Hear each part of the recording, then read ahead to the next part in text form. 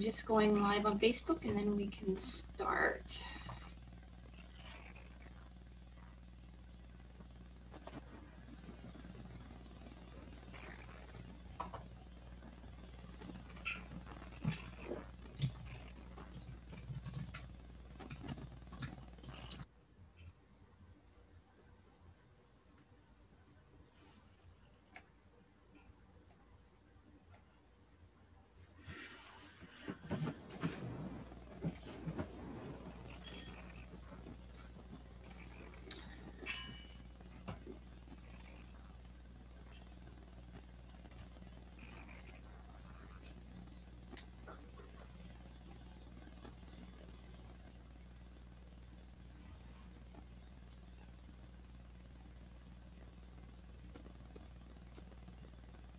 Okay.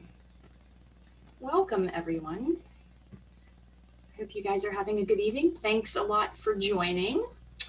My name is Renee Roberts, and I am a certified health and functional nutrition coach. For those of you that don't know me, I'm founder of Nourish to Live RX, and I want to thank you for joining tonight. Just before I introduce our guest speaker, Kelly, just a few logistics.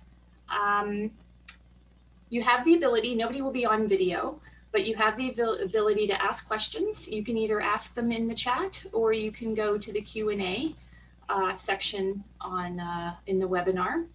If you do decide to use the chat box, if you would like, in the chat box, if you want to select the to section, you want to change it to all panelists and attendees, so that way everybody can see what you're typing. That would be great. You don't have to do that, but would be suggested just so everybody can see what you are chatting about. And I think that's it for logistics. We are going live in my Facebook group, and we will have this recorded for anyone who wants to see it afterwards. So without further ado, I'd like to welcome Kelly McIntee.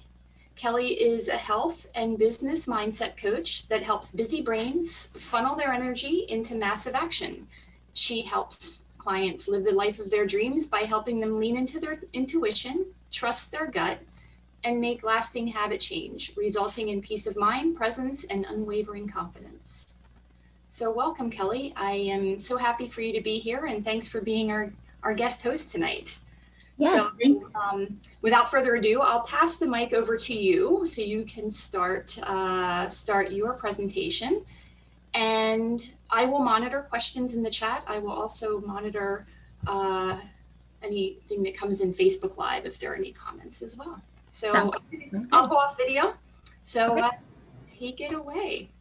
All right.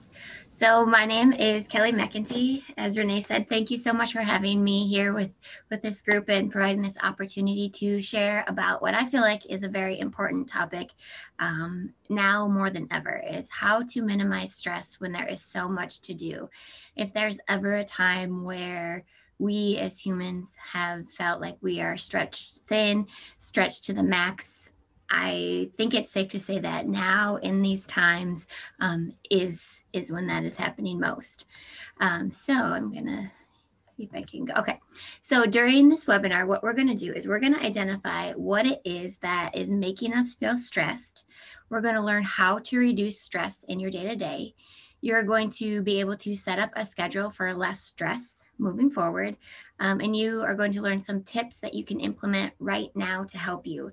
In these tips, while I love a good yoga class and I love like breathing exercises and those sorts of things, these are kind of like actionable items you can implement in your day-to-day where you don't have to go outside of your extra time or your time to maybe like go to a class or that sort of stuff. These are how to implement some stress minimizing ways of thinking or actual things that you can do right now. So before we get started with anything, I would like all of you, if you have a pen and paper handy, get it out right now, or get up right now and go grab that. I'm going to play a song, and while this song plays, I want you to write out your whole to-do list. What is going on in your head of everything that needs to be done? It can be work related. It can be family stuff related, house stuff related, taxes related, whatever it is that you feel like is taking up space in your brain, those to-dos that are always nagging at you.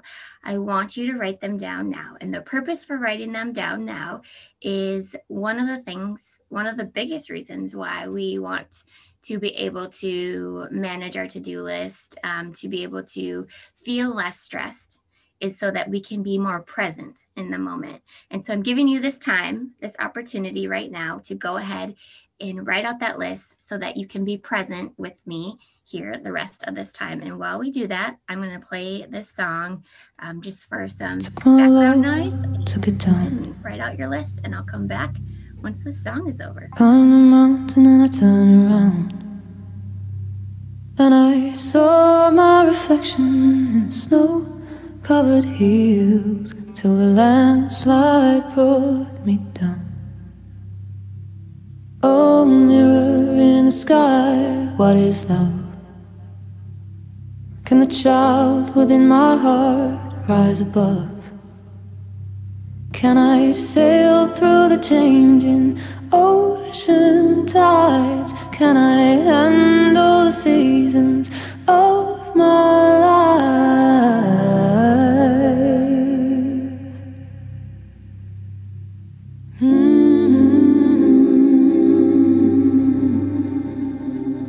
Well, I've been afraid of changing, 'cause I built my life around you. But time makes you bolder, even children get older, and I'm getting older too.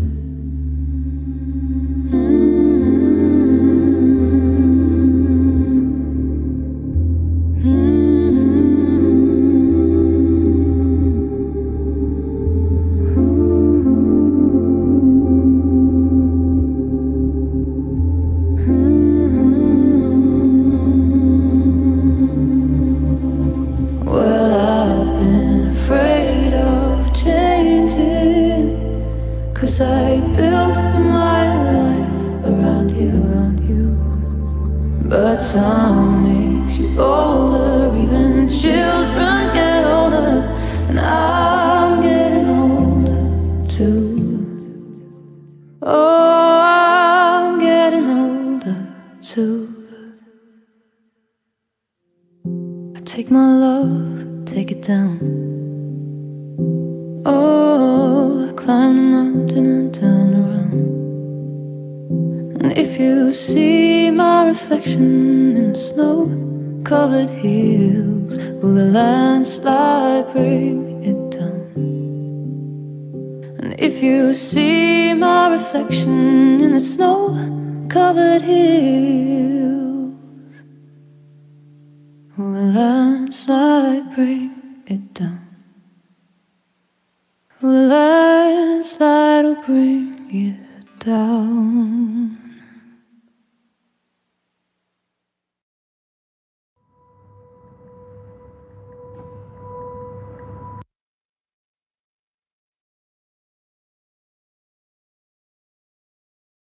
Sorry, I started talking. The song is over, so if we want to just set down our pens and set that to-do list aside, that is something for us to just have out of our head and on paper.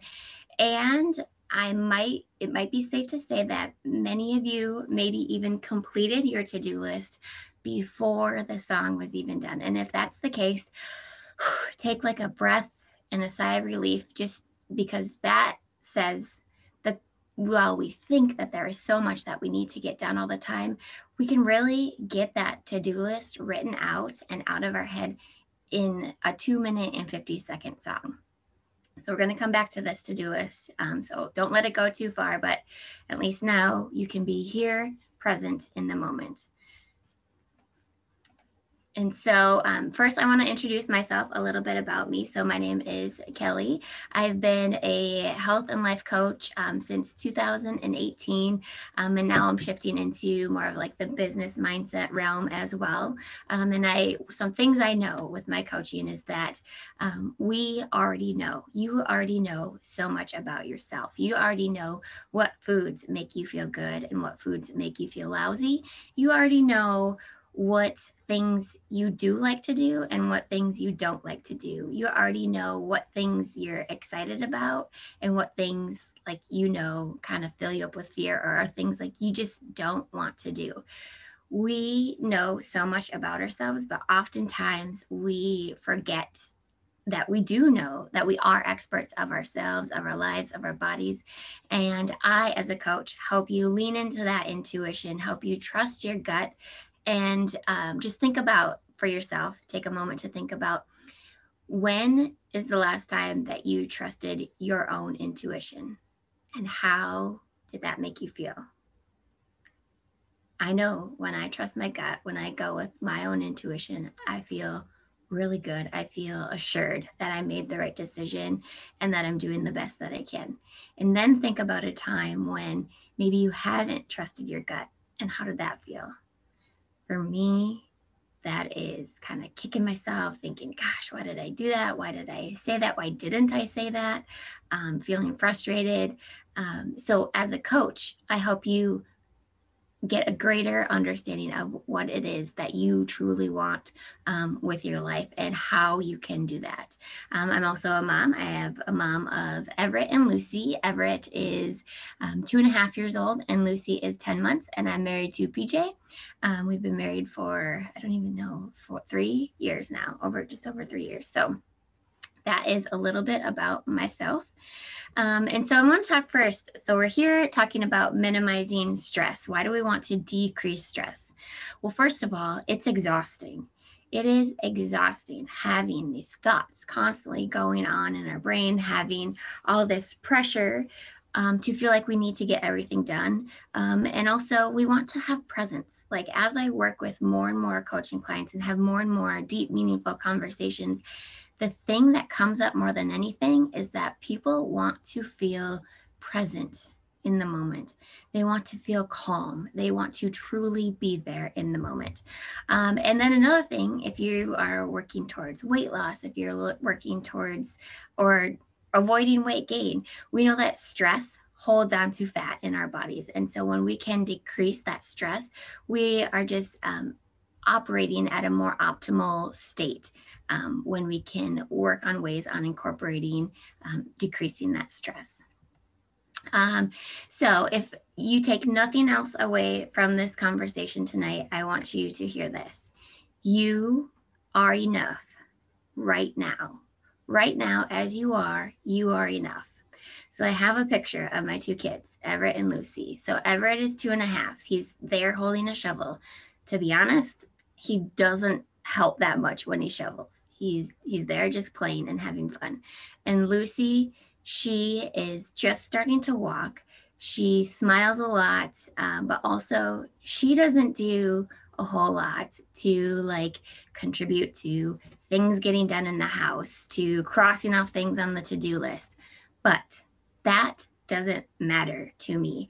What they do does not matter to me. It does not put a condition on the love that I have for them. And so when you think about that for yourself in your life, what matters most to the people around you and to yourself is that you are enough. What you do isn't as significant as just you being. Your existence, you being here, is what people love most about you. And all the other stuff, that is pressure that oftentimes we put on our own selves. So just take that in for a moment. Think about that, about really let that sink in, that you are enough. So now I'm going to talk a little bit more about what makes us feel stressed.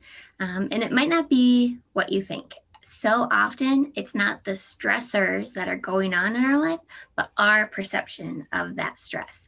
It's not what's on your plate, but it's how you handle what is on your plate. So one thing that makes us feel stressed is saying yes when you really want to say no. And I thought this picture was like the perfect image of those times when you really wish you would have said no to something you said yes to. You're like, no, I'm dreading it. I don't want to do it. You filled with anxiety. It like, you can feel it in your body, in your stomach, in your gut, in your chest. You can maybe sometimes have tension in your head when there is something that like at the time, for whatever reason, often it's to not make someone feel uncomfortable or to not disappoint someone, or we don't fully think through the big picture of like all that there is going on and our priorities of wanting to stay present, that we say yes to things. And then the second we say yes, we're like, dang, I wish I would have said no. So what if instead we approached it this way? What if you learn to feel the difference between a hell yes and I wish I would have said no? So basically, if it's not a hell yes, then it's a no.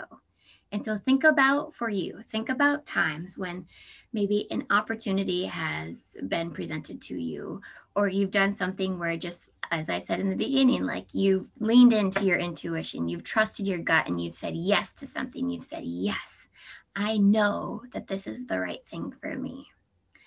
I know that when I have hell yes moments, I have clarity. I have like confidence. I feel like I've had 10 cups of coffee and I'm excited and ready to go.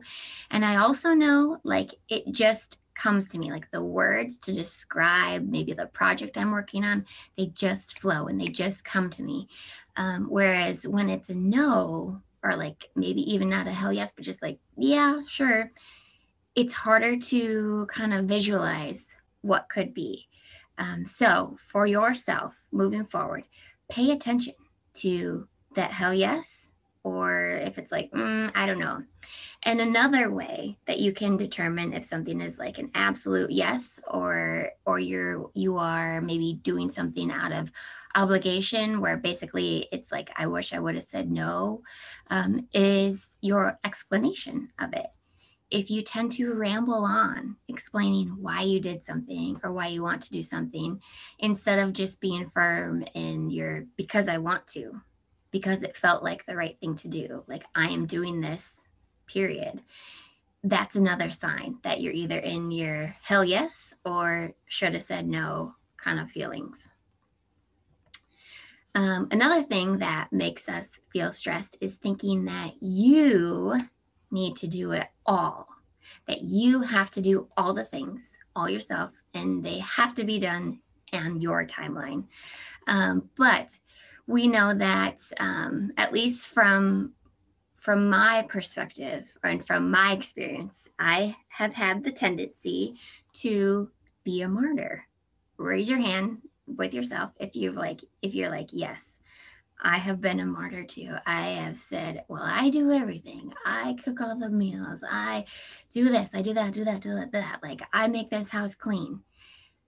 But the truth is, your family, your spouse, your partner, your best friends, they'd probably rather have a little bit of clutter here and there or a couple dishes undone than to have you be that martyr, to have you be woe is me kind of, or that's thinking that you do it all.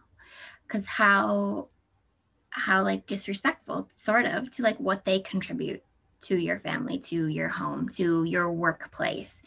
When you are always thinking that you need to do it all and that you are the one that does it all, you're taking away a lot of credit from the people that are also contributing. And also, you don't need to do it all. You don't need to do all the things. And so what if instead of thinking that we need to do it all, we asked ourselves these simple questions of what can you delegate and what can wait?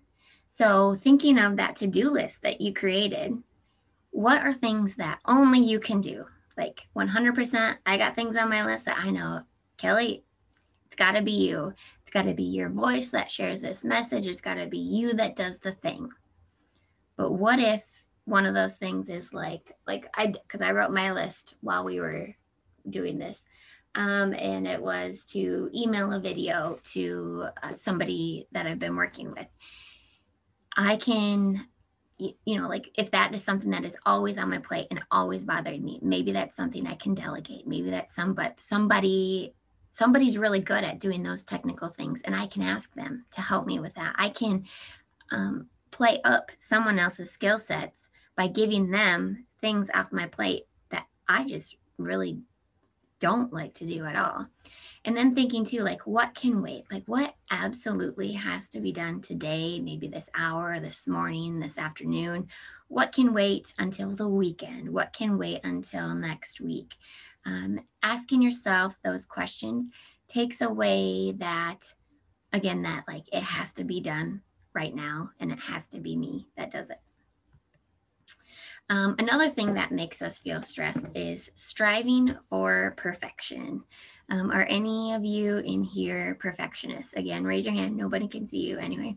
But are any of you in here somebody who strives for perfection? And this picture just kind of made me laugh.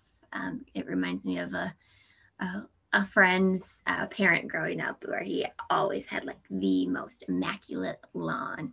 He was always making it perfect. And I thought, man, that takes a lot of time to do that. So what if instead, this might be kind of uncomfortable for you, but what if we went for a B-? Like we don't have to have everything be at a perfect A, and we went for a B- instead. So the idea or the concept around that is like a B- and done, complete, checked off the list, is better than an A and prolonging the process, like perfecting it, coming back to it again and again. Because when we are going for that perfect, when we are striving for that absolute perfect A, we are continuing to prolong these things on our to-do list. We're continuing to add to more stress. Whereas if you go for the B- and done, you think about, so for example, like for creating this presentation, I said, okay, Kelly, you have, 45 minutes to an hour to put this all together. And when that time is done, this presentation is done. So there are parts of it that could be better, that could be written more beautifully, that could have more details. But I got it done. And here I am sharing it with you. And I know even if it's not perfect, there's still something from this that you are walking away from. And so thinking about things in your life and in your schedule, what are things that you tend to like just sit and kind of pick at and like make just right and adjust just so, and you never kind of like let it be? What if instead you approached it with, okay, I'm going to set aside 30 minutes.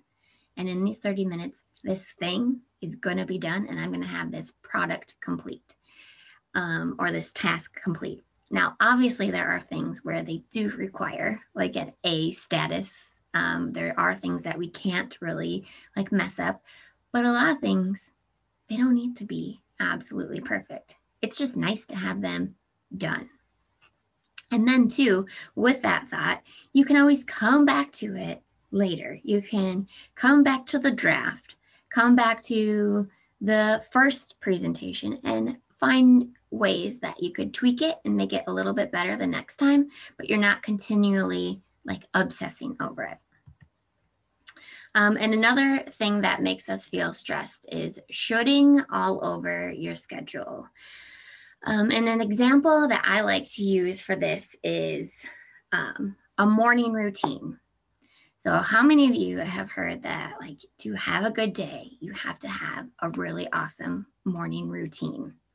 You have to work out in the morning. You have to have your healthy smoothie in the morning. You have to read your journal and devotionals in the morning. You have to do meditation in the morning. It's like, how much can you do in an hour or two in the morning? Like by the time the blissful morning routine is complete, you're stressed and exhausted for the day to begin. And maybe it's really hard for you to get out of bed. Like, yes, I get like we want to start our day on the right foot. But what if in the mornings you are like so creative, like you are in your creative flow, you get all your ideas and you just want to put them on paper. If that's the case and you're forcing yourself to work out, you're missing out on that like optimal morning time.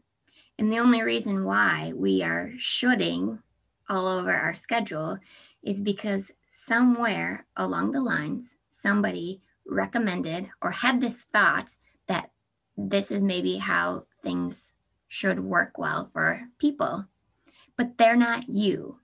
They are not you with your unique circumstances, with your unique schedule, with your unique DNA. Like they are not you. So I hope this helps you kind of like release that should that you have on yourself. Like if you, like the example I used, if you're very creative in the morning and you're always forcing yourself to work out, but your workouts are crappy, then maybe tomorrow morning, do that creative work and figure out when you can schedule in that workout. And we're going to go over that a little bit more too. And this kind of is that led into this is like set up your schedule for energy. Like we are all different people. We all have different times where our energy is high and our energy is low. And there are tasks in our schedule and on our to-do list that require thinking, require higher energy, and other things that are kind of mundane. Like they don't take a lot of that mental space or that energy or that effort to do. What if you set up your schedule to match those pieces? Does that make sense of setting up your schedule for energy for you? And not just your daily schedule either, but maybe like your weekly schedule, maybe your monthly schedule. How can you make adjustments to your current schedule to feel a little bit more energized, to feel a little bit better? So I want to tell you some practical tips to decrease stress. So one of the tips that I have is to set a timer.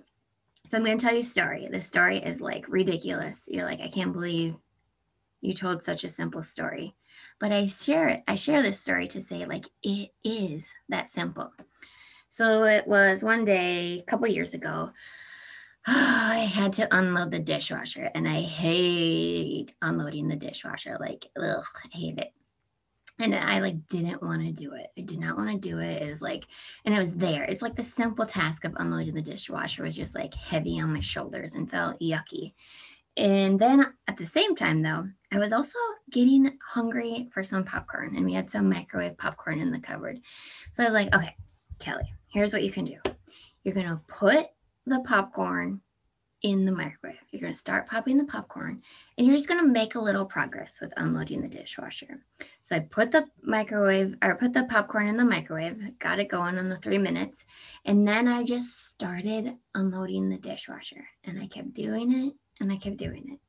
And then the kicker is I also heard my phone go off. I got a text and like for a moment, I like reached for my phone and then I said, no, like you don't need to do that. Like you're literally unloading the dishwasher for as long as it takes to pop this popcorn. So I didn't look at my phone and I emptied the entire dishwasher and I looked at the microwave and there was still 30 seconds left for the popcorn to be popped. And I share this to say that task that was like taking up so much time and so much like mental space, something so simple, took 2.5 minutes. It took no time at all. So that helped me the next time I was dreading unloading the dishwasher. It made me realize and remember, gosh, it only takes you like a few minutes. And it also helped me fit that into pockets of my day and parts of my time throughout the day. Whereas otherwise I would have been like, no, just wait till the evening to unload the dishwasher. Like, no, I had a few minutes between like a call so I can just unload the dishwasher real quick and get back to work. And so I share that with you to say, setting a timer for me is huge motivation. And it's a tip that I always recommend for people. But the key with it is that you are focused. You don't respond to that phone. You maybe even put your phone out of the room and you set a timer and you do the work. And so there's something called the Pomodoro technique. And Pomodoro really means like tomato. So I put a picture of a tomato timer. Like I looked it up and I was like, wow, like that's all it is. Like this fancy sounding term is like a tomato timer. So what you do is you set the timer for 25 minutes and you do the thing. You do the work. When the timer goes off, you get up, you stretch, you move for like no more than 2 to 3 minutes. And then you get back to work and you decide how you want to do that Pomodoro. Do you want to do like 4 Pomodoros in a row? Do you want to do 2 of them in the morning or 2 of them in the afternoon? And a tip I like to share about doing that is I decide in my day how many I'm going to do. And then I draw like circles on my page. And so when I fill out or when I complete one 25-minute task, I fill in that circle. And for me, that just gives me just like a little bit more satisfaction of seeing like, okay, you've completed one of these. And it also helps me visualize and see like, okay, you have like these many pockets of time to do the work the rest of the day. And then when they're all filled in, that's awesome. And again, if only 3 of the 4 are filled in, that's progress. That's better than maybe the day before. Because again, remember, we're striving for Bminus. We're striving to do a little bit better and get things done, but it doesn't have to be perfect to start. And another way that you can help decrease stress is block schedule. So once again, I have another story to tell. So Everett, our 2.5-year-old, when he was a baby, he kind of struggled with, getting him into a good like bedtime routine.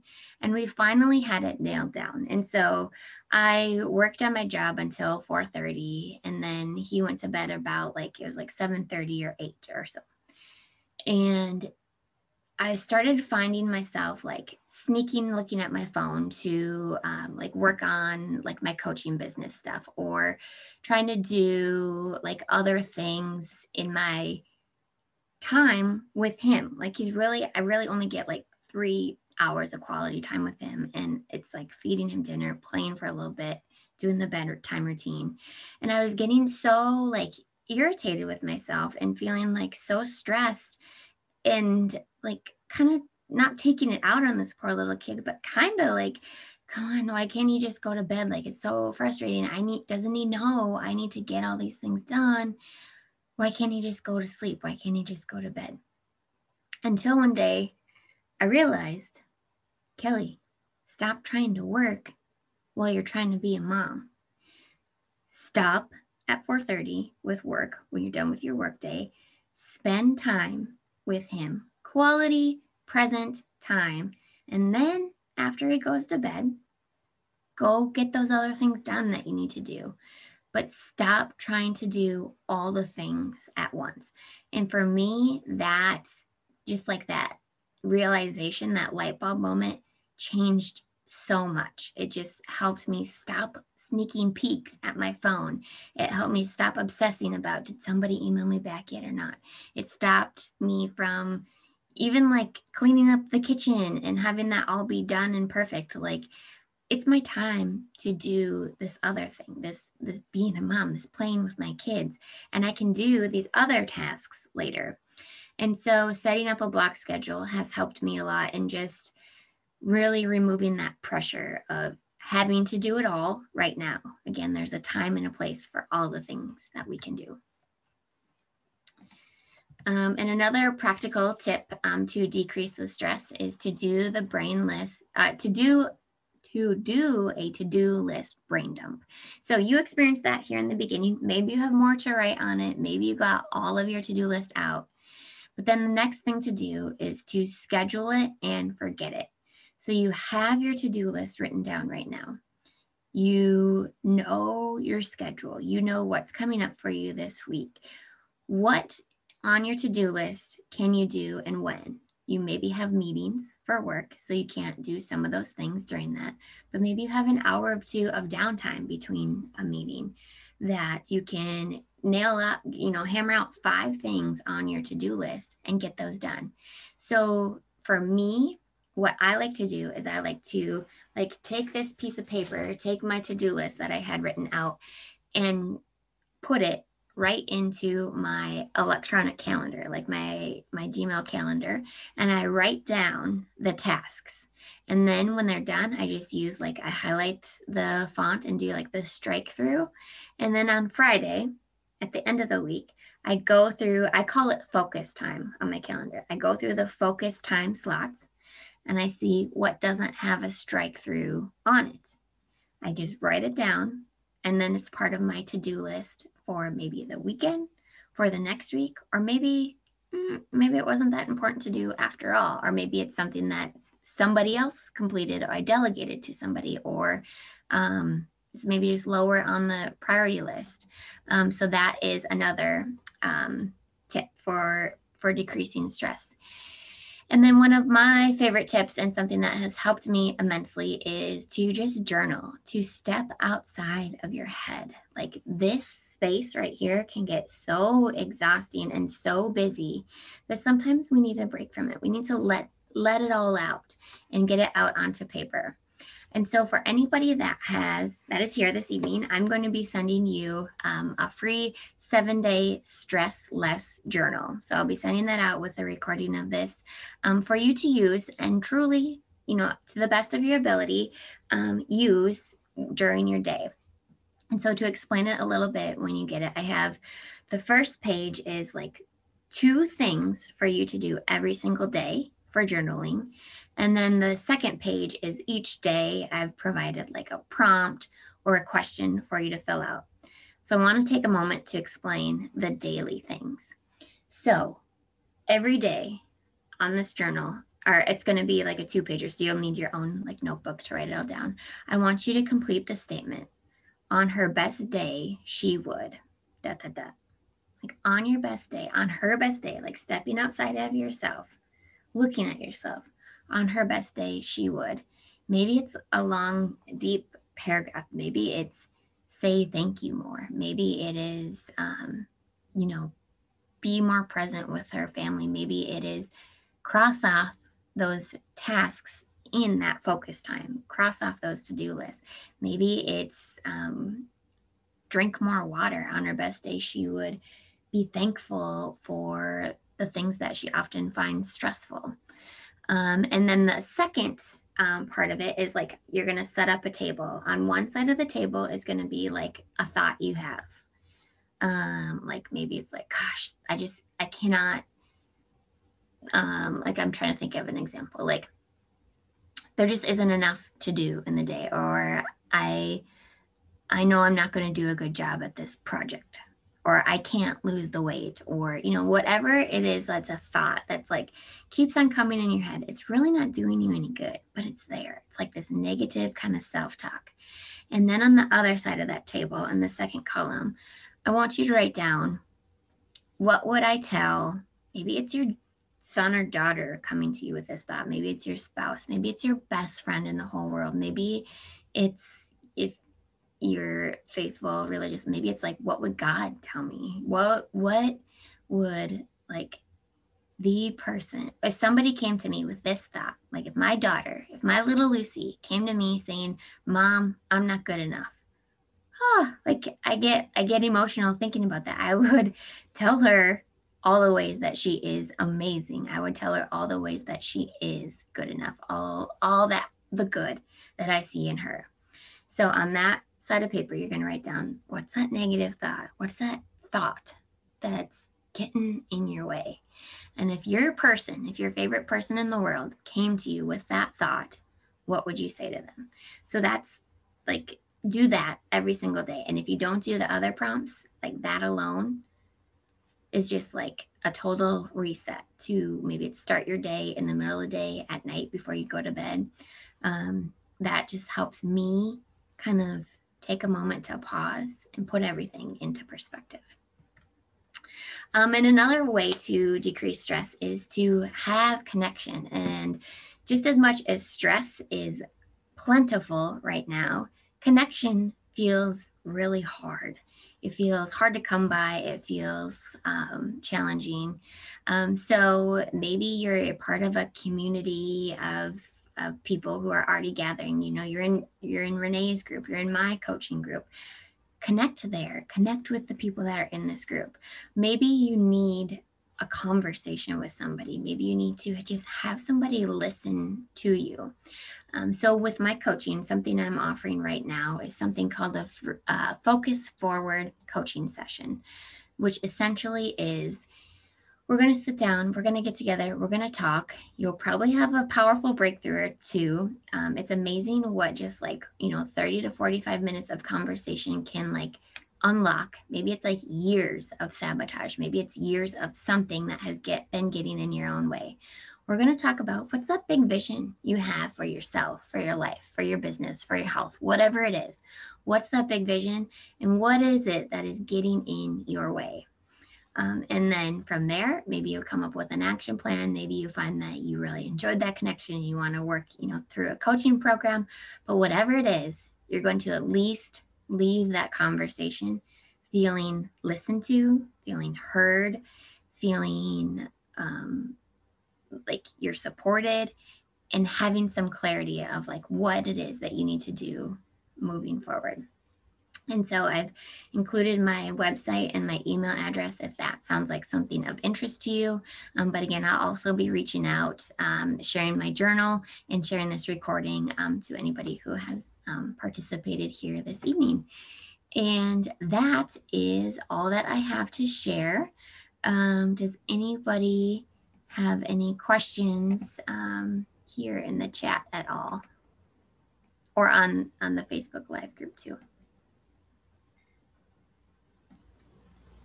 See anything in Facebook, but this was great. Good, thanks. Yeah, I hope it was at least something helpful and some things that you can apply right now, tomorrow, tonight, before you go to bed even. And I like the timer, the Pomodoro technique. Yes. Yeah. I have zero athletic ability. I'm not good at I have no athletic ability. So I'm not that competitive, really. I'm just go ahead, win. That's fine. But against a timer, I will compete like crazy. And I'll be okay, I can, what can I get done in 10 minutes? And so sometimes I just set a timer for 10 minutes just to see how clean I can get my kitchen. It's amazing. The things that really hang over our head don't take that much time at all. Yeah, I also like the whole Bminus. I am a perfectionist, so right. Will I be a Bminus? I don't know, because I will take all that time and just make everything work, till it's perfect. So right. So Marina has a question. I don't know if you can see the question. Yeah. So it says, how do you distinguish from something you are not sure if you should do? If what is blocking you are fears like overwhelm and something your gut feelings are right about. So is that 3 questions? Is each one a question? How do you distinguish from something you are not sure if you should do? One of the ways that you can start distinguishing that is to pay attention to your own body and pay attention to how you feel when you say yes to something that feels really good, absolutely, heck yes, this is what I want to do. And then when you start saying yes to something that maybe it feels out of obligation, maybe you're trying to say something to make the other person not feel uncomfortable. When you start paying attention to your own body and how it feels, specifically in your chest and in your gut, in your stomach, you'll know the difference between a should or it's not, it's sure I'll do it, and yes, this is something I want to do that I know is right for me. And also, how do you distinguish if what is blocking you are fears? That's a good question. And that's kind of something that I think kind of takes having some conversation around. But I know that once you identify what is blocking you, that itself is a game changer. Once you know, maybe it's overwhelm, maybe it's fear, but once you can pinpoint this is what is blocking me, then that's what you can change or you need to fix. So I hope that answered your questions. Awesome. Great question. Okay. All right. Does anybody else have any questions? If not, I have a few little logistical things and then we can wrap up. But first of all, I wanted to say thank you. Thank you, Kelly, for being a guest speaker and bringing this insightful information. This is great. I also want to thank all the attendees. Thank you for showing up. And I appreciate you joining. And I do want to let you know this is a series that we've started. So every 2 weeks, I will be hosting a webinar. I have the next one scheduled for March 3rd. And I will be speaking about natural ways to reset your health in 2021. So I will post information in the chat here and we'll send it out afterwards as well, along with the link to the recording for you guys. But if you'd like to register, I'd love to see you guys again. And I'll post the information. And Kelly, you had your information in the presentation if you want to post some here in the chat too. Sure. I'm just going to post real quick the webinar information. And then, let's see, there we go. That's for the webinar. And then I have my website there, which also has events coming up. So if you want to see what the upcoming events are, they are on my website. And I also have a Facebook group if you'd like to join. This is actually being streamed live into the group right now. But if you're not in the group, it's called Fabulous Over 40. It's for women over 40. And we'd love for you to join if you are not already involved. So, and I think that is it. Kelly, do you have anything else? Are you good? No, yeah, thanks so much for having me. It was very fun to share this with all of you. Hopefully you're walking away with at least one nugget of information that you can start applying and remove some of that self-inflicted, oftentimes, stress that we put on ourselves and in our life. Thank you. Thank you so much. Thanks everyone for joining. And you'll get an email from us with a thank you. And Kelly will send out the journal that she had mentioned and link to the recording if you'd like to see it again, or if you missed anything and want to check it out, I will have it posted for you as well. Okay, so good night, everyone. Have a great evening and I'll see you guys soon. All right, thank you. Bye. Bye.